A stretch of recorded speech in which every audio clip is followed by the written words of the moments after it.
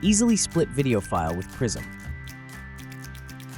To split a video using Prism, add your video file and select it in the list. Click the Effects button and click Add Effect, then choose Split.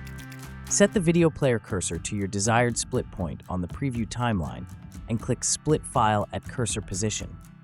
Click OK to confirm.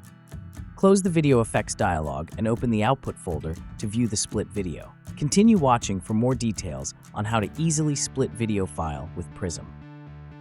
To get started, import your video by clicking the Add Files button at the top left of the screen.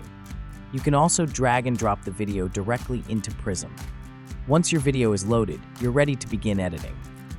Keep in mind that you can only split one video at a time. Next, click the Effects button at the bottom of the screen to open the Video Effects dialog.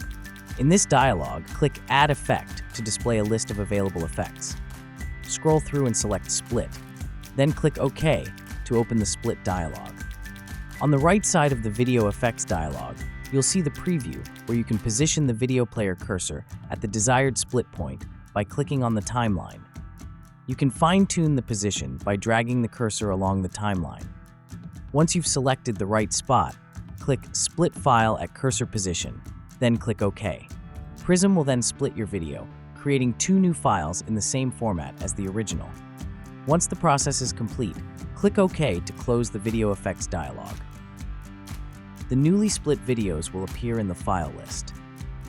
To see where the new files are saved, open the Output folder using the button at the bottom of the application. For more Prism tutorials, visit the address shown on your screen.